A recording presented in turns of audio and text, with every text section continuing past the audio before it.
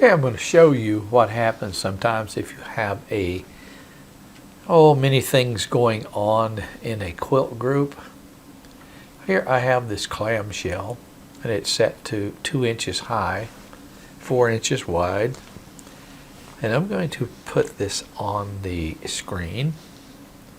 Go to repeat patterns. And I'm going to tell this that I want to do 120 inches wide. Change my reference point to upper left corner here. I had that set for that wedding ring quilt and for center. So here's what I'm going to do. I'll go down to total width, and I'm going to make this 120, and the height 120, and go down to the alternating and change that so that when I put it on the screen, see, it's going to work. It's working down here. You can see that's indicated. It took it a little bit of time to put that on the screen. And since this is so small, it would be fairly a good idea if I could quilt left to right and right to left. And one way we can change all of that is by using order join. So I'm going to say I can quilt 6 rows. So I want this first row to quilt left to right, second row right to left, and then, so on. So the 5th row will quilt left to right, and the 6th row I want it to quilt right back to left. So there's 1, 2, 3, 4, 5. This row right here's the 6th row. And I want you to see that since there's so many things on the screen, it's going to take it a little while to think through all of this. And I go over to my order join icon, or I can just look order join here. It doesn't matter, either one. And we'll see how this goes. And you can see by the little circle thing here, okay, it's working on it. And so we'll see how long it takes it to work through this.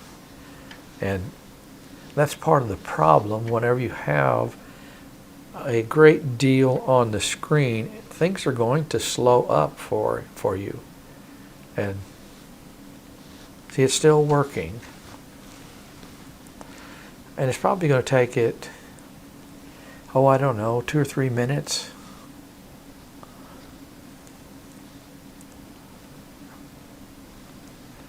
Matter of fact, I could time that. I think what I'm going to do is see exactly how long it takes to work through this. Doing this first row, it has to look at everything on the screen and figure out what is the order that it's going to stitch.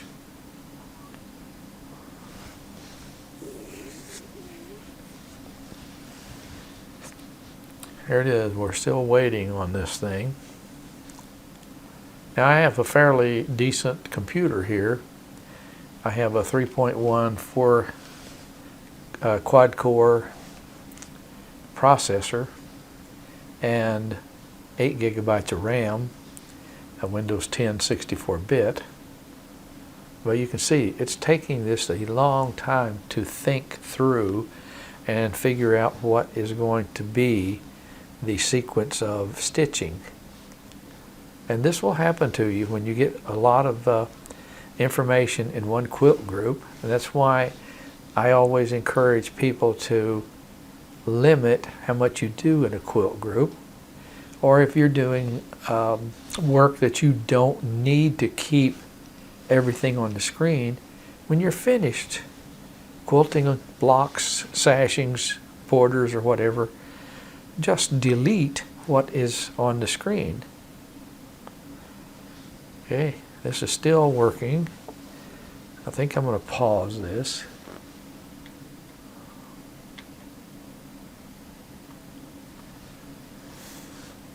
Okay, it's finally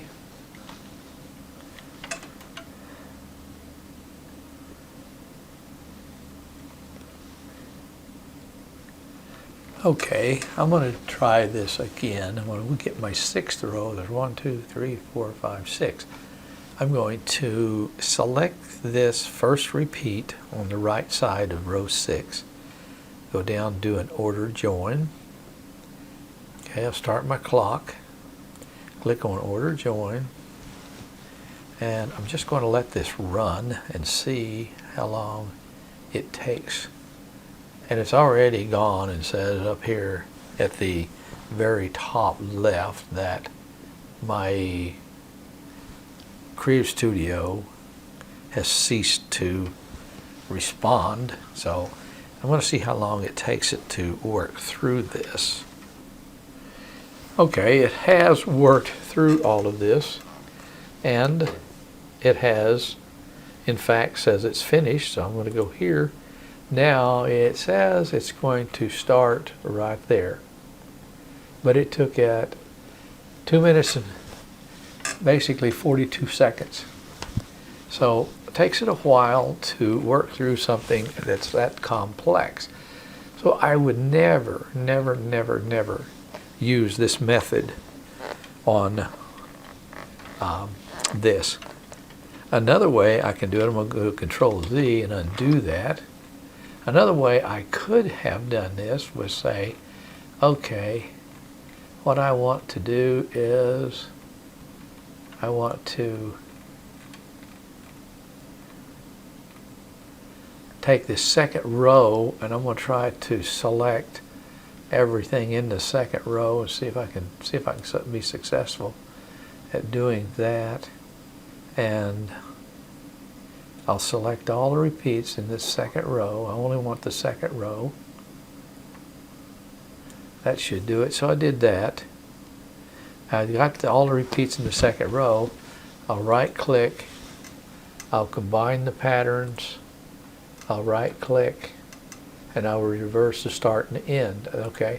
Now that worked fairly quickly, and that would be a way to do that. If I'm going to do an order join up here, and you can see it goes down through 30 at this top row, then it starts at 31 on the second row. But I don't think I would want to do that for the entire quilt. So there's got to be a better way of doing it. And here's what I have found out, or I've been using this method for a long time, that I can do. And I did that on this quilt group, and I'll show you what I did. You see, this is, it starts here and it ends here. Okay, so we'll just see how this works. I'm going to go to repeat patterns and make it a change this to upper left, go down and tell it I want a 120 wide, and I want 2 rows.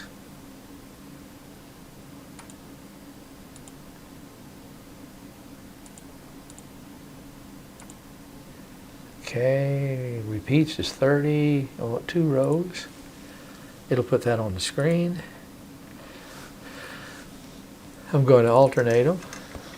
Then I will take and use order join. I'm going to select this, reset my clock, start the clock, do an order join, and see it did that really quickly, just a few seconds. So I've already done that. See, it doesn't have to think for a long time because I only have 2 rows on the screen. Then I'll go here and do an order join, and it's already completed that. So what it will do, it will start here, it will go all the way to the right, and I'll do a virtual for you so you can see what happens. There it's going across, it'll just drop down the next row and go back. So you say, okay, what are you going to do with that? Well, I am going to select it, and I'll select all of this, or I can just simply come up, select these, right click, export pattern to CSQ, and I did that right there. Now I can, in fact, start a quilt group. Just tell it OK. I'll select this pattern, repeat patterns. Okay, it's 124 wide, and I want it to be the total height down here to be 120. Okay, and tell it OK, and it puts all that on the screen for me. There it is. Now it will just quilt left to right, right to left, and just keep on doing it.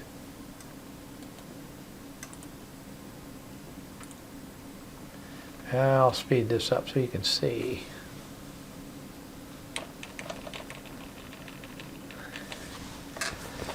You're just going left to right, then right back to left.